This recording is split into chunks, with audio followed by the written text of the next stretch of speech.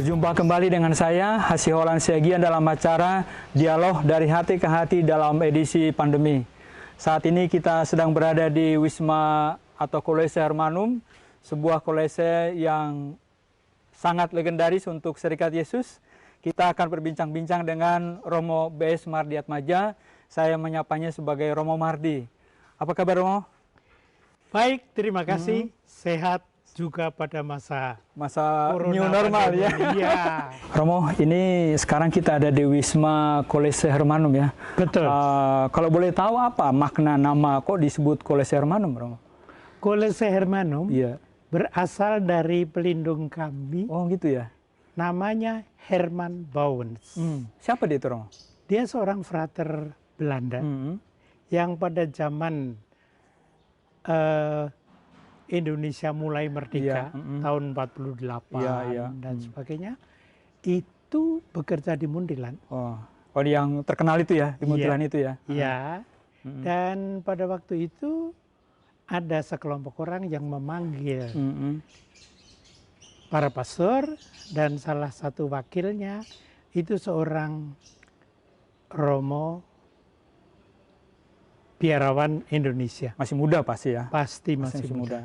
Nah, ini orang namanya Herman Bouwens itu mengatakan, enggak, aku aja. Oh begitu? Ya. Lalu dia ikut, dipanggil, dan akhirnya dia ikut dibunuh bersama Romo Sanjoyo dan sebagainya. Nah, itulah yang menjadi pelindung keluarga Romo-Romo dan SY muda yang sedang belajar. Romo, sudah mulai beraktivitas ya? Wah, sudah? Banyak. Banyak online. Banyak online selama 100 hari yang lalu ya. Makanya saya pegangin. Siapa sekarang tahu. Nyawa kita ada di sini ya. Banyak aktivitas dilakukan di sini ya, Romo ya. Lalu sekarang sudah mulai dengan new normal. Ini juga masih orang bertanya sebetulnya new normal itu apa sih, Mo? Barang apa tuh sehingga sekarang orang bicara new normal barangkali juga ikut-ikutan, atau Romo melihat seperti apa? Saya tidak berani mengatakan apakah new normal itu istilah baik atau buruk. Namun saya kok perlu mengajak orang sedikit banyak berpikir. Kalau kamu bilang new normal itu apa sih yang mau kamu katakan? Soalnya begini. Karena sekarang, Romo, sepertinya new normal itu pakai masker, cuci tangan, lalu kemudian... Aku nggak bawa masker. Tapi kan nggak apa-apa. Oke. Dalam arti itu, maka new biasanya baik. Ya. Karena baju baru itu baik. Iya. Normal, nah itu problem. Normalnya kayak apa? Iya. Apa kayak yang dulu? Kalau begitu nggak new. Iya. Yang dulu seperti apa ya? Lalu sekarang menjadi sesuatu yang baru gitu. Perlu kita lebih mendalami atau membantu umat mendalami. Setiap kali kalau ngomong new normal, sebetulnya apa yang dimaksudkan? Saya akan mencoba memahami maksudnya. Satu, nggak stay at home lagi. Iya. Sudah aktivitas mulai ya. Iya. Yang kedua, berbagai macam kejadian di masyarakat, ya udah, pokoknya kita bekerja biasa. Ya. Kebetulan, beberapa hari yang lalu, saya malah memberkati suatu pabrik. Oh begitu ya? Ya. Jadi dia sudah siap untuk hidup normal. Kata new itu yang jadi masalah. Kenapa, Romo? Karena new itu kan sesuatu yang dulu tidak ada, sekarang ada. Nah, itu yang saya merasa perlu diperjelas. Karena menurut hemat saya, kalau new berarti meninggalkan apa-apa yang 3 bulan ini terjadi, saya merasa sayang. Iya, sementara kita sebenarnya tidak bisa lepas begitu saja yang 100 hari yang lalu ya. Hidup kita bagaimanapun juga mencakup yang itu. Tapi ada hal lain yang jauh lebih positif.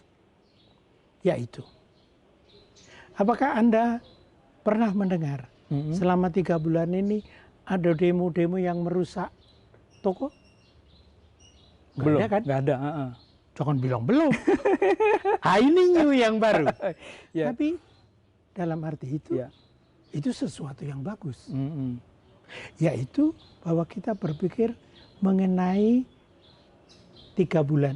Mm-mm. Yang penuh Walaupun dengan- seminggu lalu ada yang demo juga, Romo. Ya, tapi tidak mengerikan Ya, seperti yang dulu. Yang pokok adalah kita berusaha selama 3 bulan itu Mm-mm. melakukan apa yang baik untuk semuanya. Iya, betul. Saya berkenalan dengan beberapa anak muda. Mm-mm. Muda betul. Iya. Bangsa 12, 13, 14. Mm-mm. Ikut serta membagi makanan. Iya. Dan dia tidak bertanya, agamamu apa? Apa? Itu kan sesuatu yang bagus. Mm-mm. Kalau new berarti meninggalkan yang seperti itu, sayang. Iya, iya. Tapi kalau new berarti ini kita pandang sebagai model baru kita, Mm-mm. saya setuju. Mungkin yang Romo maksudkan adalah selama 100 hari yang lalu ada sesuatu yang memang diperlihatkan oleh masyarakat kita, makin peduli pada sesamanya, Sangat bagus. memberi, itu yang mesti jangan ditinggalkan, begitu Romo ya? Betul. Bahkan Mm. kalau orang bilang aturannya Iya. menurut protokol kesehatan, Iya. cuci tangan, Iya. itu kan bagus. Mm. Masa nanti sesudah ini kita nggak pernah cuci tangan? Jangan lagi? lagi cuci tangan. Iya. Ya? Nggak bisa. Iya, betul. Jadi itu adalah sesuatu yang sebetulnya bagus. juga menjaga jarak juga ya, itu juga sesuatu yang bagus toh. Poinnya Dalam arti tertentu. ya betul. Mm. Poinnya bukan jaraknya, Iya. tapi jangan saya Iya. menyebabkan sakitnya Iya. orang lain. Mm. Itu sangat Iya. baik. Iya. Kalau itu mau dibuang, Iya, betul. janganlah new berarti Iya. begitu. Karena sekarang juga ini Romo, jadi dengan mengenakan ini juga saya juga melindungi selain melindungi diri saya sendiri juga Melindungi respect orang. pada Betul. orang lain begitu kan. Maka Romo? kita jaraknya satu meter kan 1 ini. meter.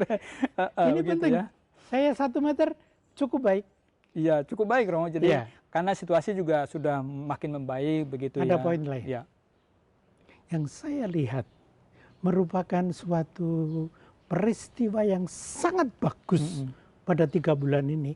Saya tidak mau mengatakan untung Ya. ada corona, tetapi yang terjadi adalah banyak orang selama 3 bulan Ya. ini hidup penuh disiplin.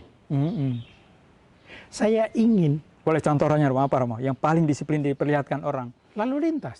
Ya. Itu kelihatan sekali Ya. bagi saya. Mm-mm. Walaupun tetap aja orang melanggar arah. Mm-mm. Tapi pada umumnya Ya. itu lalu lintas disiplin. Iya. Mm-mm. Bahwa mereka takut Ditilang dicegat polisi, ya oke. Mm-mm. Tapi disiplin. Mm-mm. Kenapa ini tidak diteruskan? Mm-mm. Sepertinya harus ada sesuatu yang keras baru membuat kita tersadar, begitu Romo ya? Saya tidak mau mengatakan keras, tegas. Tegas. Tegas. Iya betul. Tegas. Dan harus saya katakan bahwa pemimpin kita sebetulnya cukup tegas dalam hal ini. Cuma Tapi dengan pembawaan yang lembut begitu ya, Romo Betul, ya? betul. Mm. Tapi ada soal lain lagi Ya.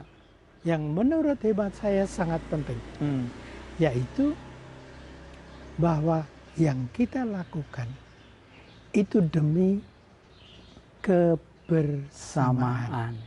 kebaikan Ya. bersama. Inilah seolah-olah sebetulnya hilang dari waktu-waktu yang lalu ya, Romo ya? Betul. Mm-mm. Nah, Romo Kardinal Haryo Iya. menyebut dengan sangat baik dalam pembicaraan di televisi beberapa waktu yang lalu bahwa kita perlu meneruskan kebaikan bersama Ya. merupakan pegangan kita. Iya. Jangan lalu ya pokoknya kelompokku kok. Dan ini akan menjadi sesuatu yang berharga dalam ekonomi, dalam politik, Iya, dan dalam iya. kemasyarakatan. Dengan katanya Romo mengatakan ada banyak hal positif yang selama 100 hari yang lalu yang mesti kita teruskan dalam new normal ini, begitu ya? Betul. Maka kata new normal berbahaya. Iya. Karena sebenarnya juga harus continuing, Ya, meneruskan betul. apa yang bagus pada waktu silam. Dengan kata lain, saya mau mengajak orang untuk waktu-waktu yang datang bersikap lebih manusiawi. Apa maksudnya? Iya. Yang saya sebut manusiawi adalah bahwa sakit, Iya. duka cita, itu adalah hal manusiawi dan jangan dikutuk. Iya, betul. Jangan sampai terjadi stigmatisasi begitu ya. Betul. Ini ada luka. Iya. Ini karena saya tidak hati-hati. Kalau kita sakit, iya, itu adalah pengalaman hidup. Iya. Jangan anggap itu bukan pengalaman hidup seakan-akan kita lupa aja. Iya. Enggak.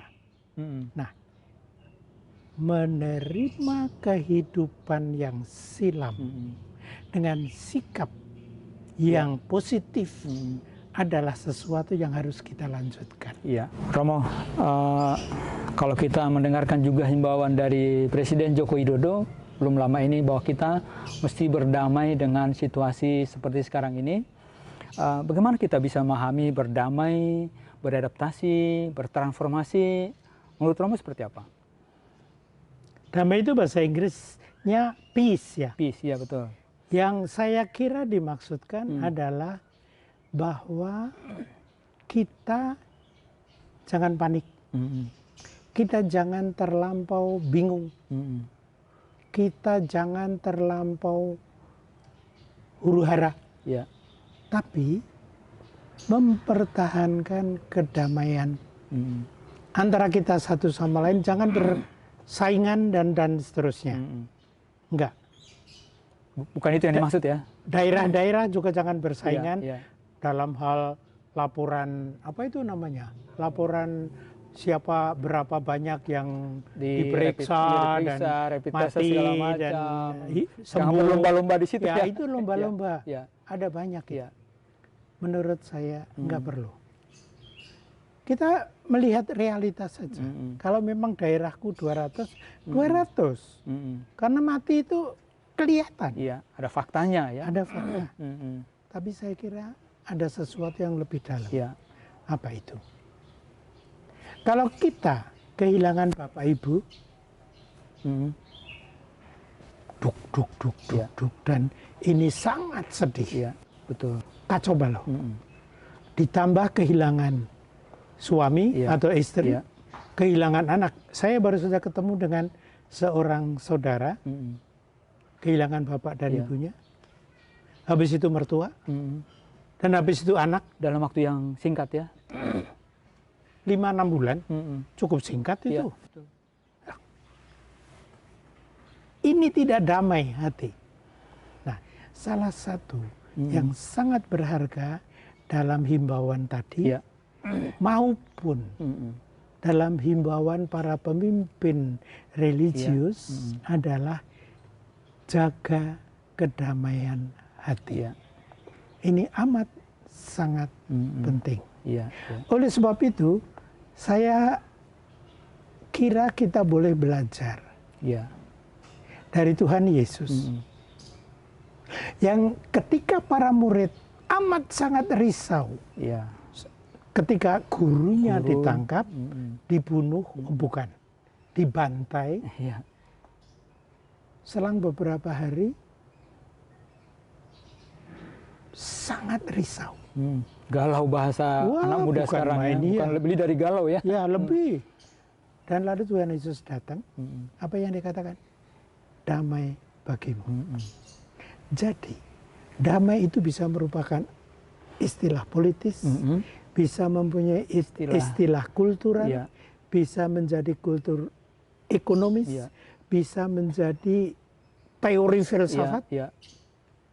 Tapi damai pada akhirnya adalah sesuatu yang ada dalam diri kita. Nah, di sana kita memerlukan untuk waktu yang akan datang. Nah, lalu orang bertanya, "Loh, kalau begitu kita boleh lupa dong pada ini dan itu." Enggak. Kita tetap ingat. Dan salah kalau kita melupakan corona dan sebagainya. Enggak. Tetapi kita bisa menghadapinya sebagai sesuatu yang kita yakin ini Tuhan itu pasti mempunyai kehendak yang baik. Kalau orang biasa mengatakan mungkin ada harus mengembangkan optimisme, harapan begitu ya Romo ya? Betul. Dan saya selalu ingat pada peristiwa ketika di danau para murid Yesus itu mengalami taufan Dan mereka ketakutan ya. Mereka ketakutan sekali. Biasa. Apakah itu salah? Enggak. Manusiawi. Manusiawi. Di dalam laut ya. Demikian pula kalau kita dalam masa 3 bulan ini ketakutan, oke. Tapi Tuhan Yesus mengatakan, loh, aku kan di sini. Sebab para murid mengira Tuhan tidur. Benar-benar tidur total ya. Betul. Nah itu, maaf dalam bahasa Jawa, Gusti ora sare. Artinya apa tuh Romo? Tuhan tidak tidur. Bahasa Toba apa? Tuhan tidak bisa langsung saya terjemahkan Romo. Oh, ya. Yang penting Tuhan mau mengatakan, damai saja hatimu. Aku ada di sini. Nah, 3 bulan. Ada yang mengatakan ini Tuhan ini payah membiarkan kita begini. Barangkali waktu ini Tuhan akan mengatakan, loh, aku kan di sini. Dan di situ ada kemungkinan Tuhan memainkan peranan seperti yang pernah saya dengar ceritanya. Apa itu, Romo? Begini. Ada orang yang mengalami problem dan lalu berdoa kepada Tuhan, Tuhan tolong bantu aku.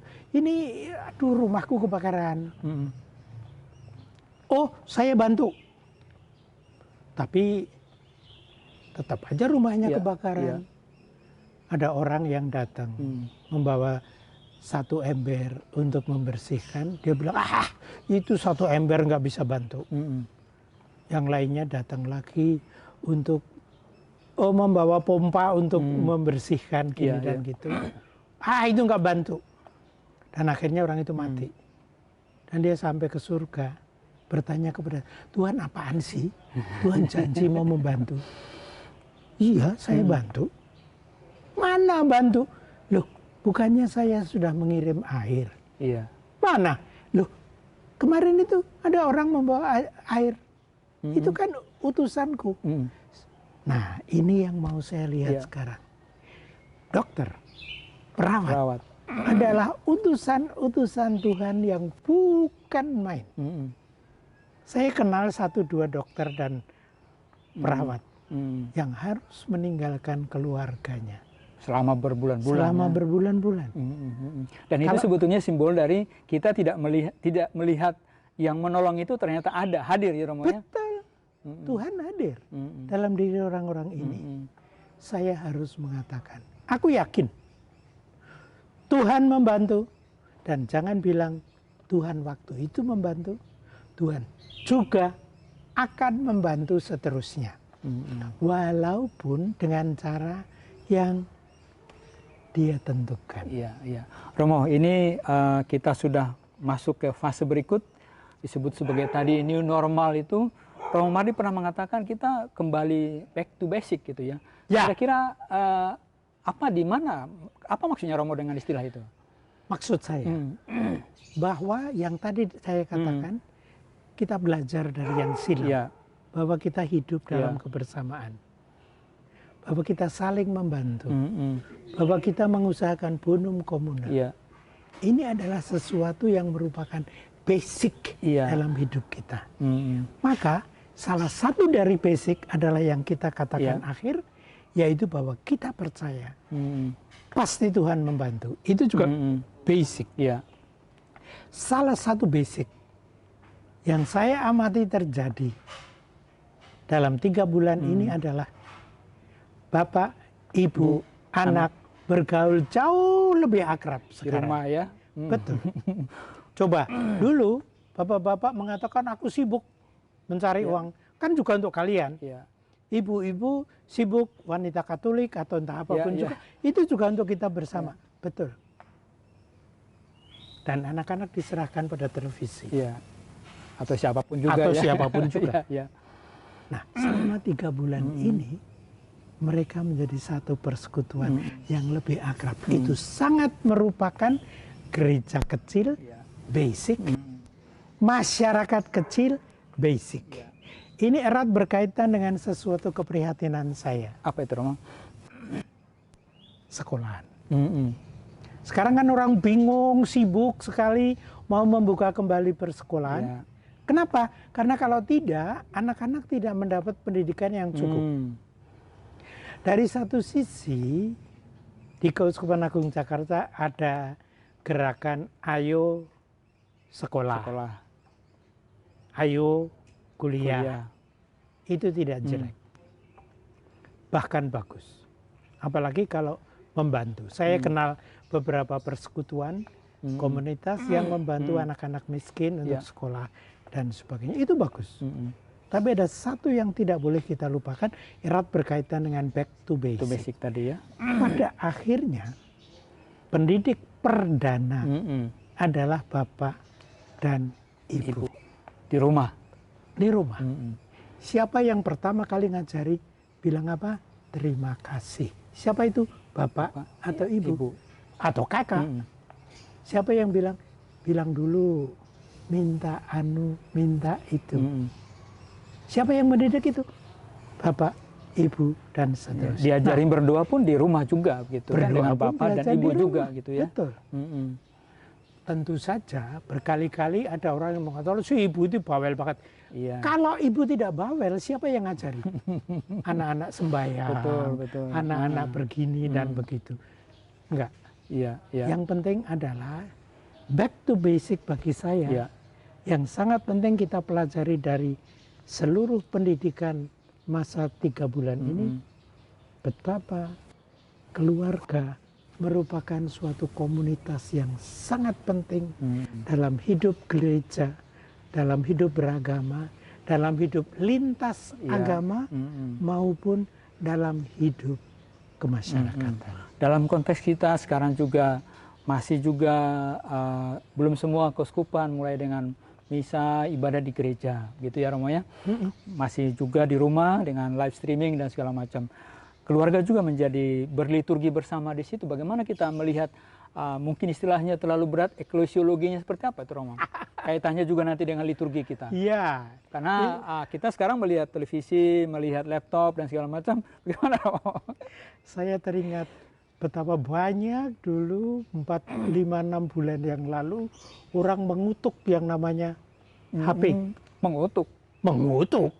Ada aturan bahwa kalau misa tidak boleh membuka HP. Maka beberapa minggu yang lalu, beberapa hari yang lalu, ada seorang pemuda yang datang kepada saya. Saya tanya, kamu kan sekarang masih bisa misa live streaming. Streaming gitu ya. Nggak bisa Romo? Loh. Kok nggak bisa? Alasan kamu. Nggak Romo. Saya mau mentaati aturan komisi liturgi, seksi liturgi. Apa aturannya? Ngawur kamu. Bener Romo. Dulu ada aturan bahwa dalam misa, begitu mulai misa, ini harus dimatikan.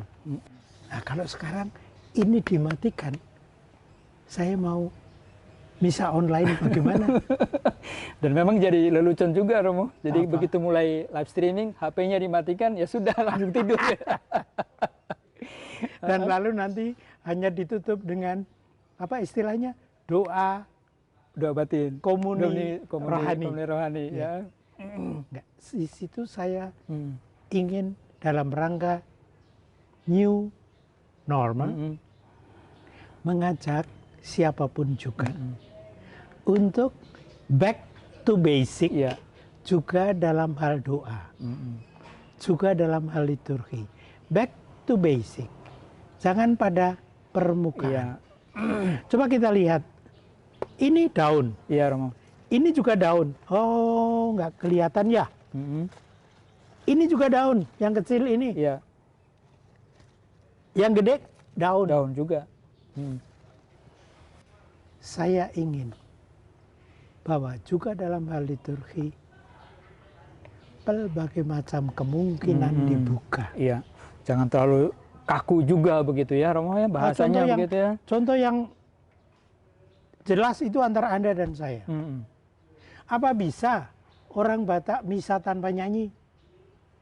Barangkali tidak bisa ya. Mustahil. Nggak usah barangkali. Jelas tidak mungkin. Iya, tidak mungkin. Saya jawab. nggak biasa itu rame-rame. Dalam gereja Indonesia, Ya. atau katakanlah dalam gereja keuskupan tertentu, Ya.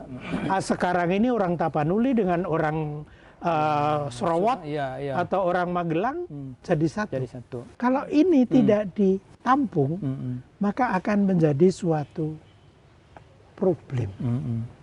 Itu kan hanya soal itu. Ya. Kalau sekarang soal generasi, anak-anak kemanakanku dan cucu-cucuku, saya sudah punya cicit dari sepupu saya, itu ternyata sulit memahami liturgi yang ada. Bagaimana caranya? 3 bulan yang lalu merupakan suatu sarana yang sangat bagus untuk mencoba mempelajari.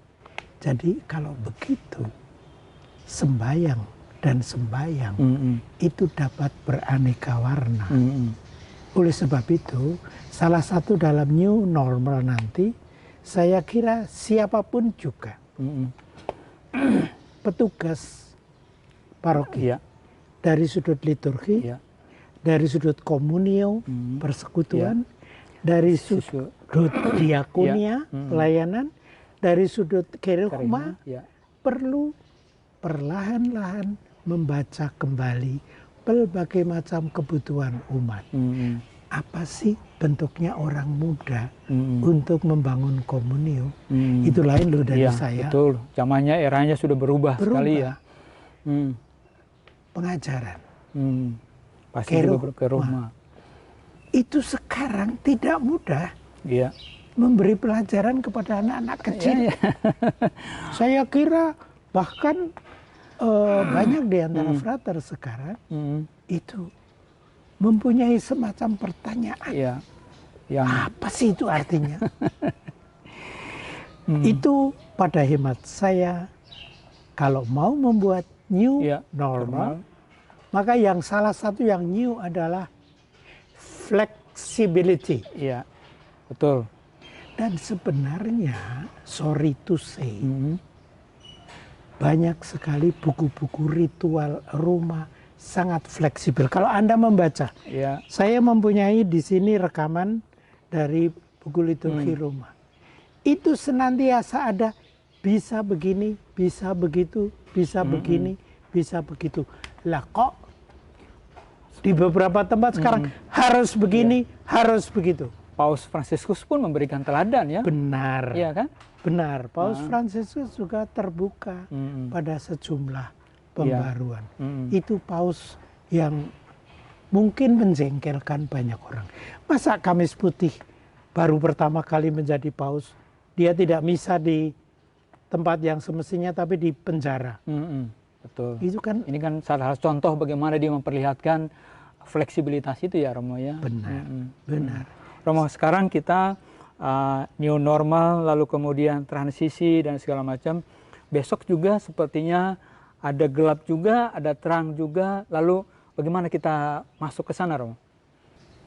Aku minggu lalu diberi oleh seorang sahabat senter. Tahu senter? Tahu, ya betul. Ini di sini juga ada senternya, Romo. Ya, gimana cara menyalakan itu? Tapi pokoknya ada senter di sini ya. Ini Romo. Itu sana senter. Senter ini ada yang terbuka, ada yang langsung fokus, ada yang tajam juga. Betul. Saya ingin mengharapkan bahwa hidup kita yang akan datang mempunyai sekali lagi fleksibilitas seperti itu. Anda pernah mendengar bagaimana Barnabas dan Paulus berdebat dengan Petrus dan Yakobus. Kisah bab 15. Dan pada akhirnya Yakobus mengatakan, kami dan Roh Kudus. Nah, sekarang apakah tidak mungkin bahwa kita mengikuti jejak Paus Santo Yohanes ke-23 yang membuka pintu ya. Coba kalau kita membuka pintu ini, bisa tolong bukakan? Iya.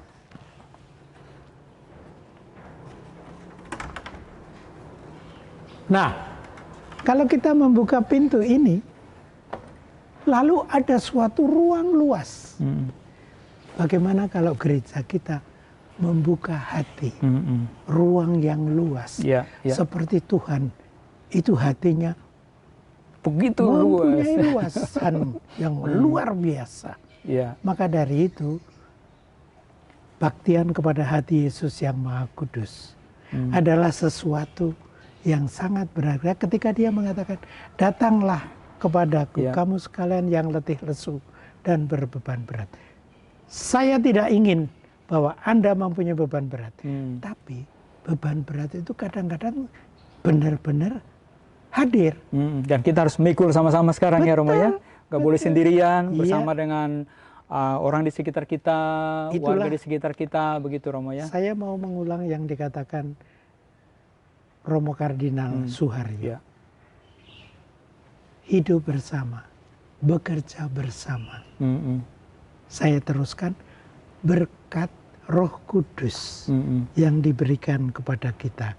Yohanes bab 20 ayat 22 sangat jelas. Dan itu sore sesudah Tuhan Yesus bangkit. Langsung dikatakan itu. Dan salah satu yang dikatakan sangat-sangat mengesankan bagi saya. Siapa yang dosanya kamu ampuni, juga diampuni. Bagaimanakah pada waktu-waktu yang akan datang? Saling mengampuni, saling memperbaiki, akan menjadi bagian dari hidup bersama kita. Untuk Indonesia yang untuk jauh Indonesia, lebih baik, tentu saja. Tapi juga untuk masyarakat. Betul. Kristiani. Apakah kita bisa mengatakan bahwa antara gereja-gereja kita ada perdamaian utuh? Saya kira kita masih harus bekerja banyak.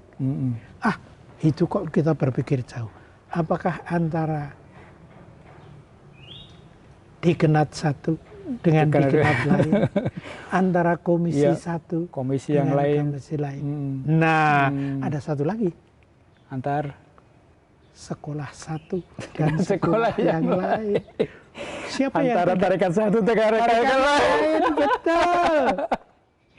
Antara umat dan dengan uskupnya, antara umat dan dengan pastornya, dan imamnya. Iya betul. Antara sesama pelayan di dalam gereja. Betul. Betul. Baik Romo Mardi, terima kasih banyak atas kesempatan untuk berbincang-bincang pada kesempatan yang sangat baik ini. Pemirsa hidup dimanapun Anda berada, mudah-mudahan perbincangan kita dengan Romo Mardi membawa pencerahan, penguatan, dan juga menyiratkan optimisme cahaya baru untuk kita memasuki masa depan kita yang tentu saja kita akan hidupi bersama untuk Indonesia yang jauh lebih baik. Sampai jumpa di episode berikutnya. Sampai jumpa.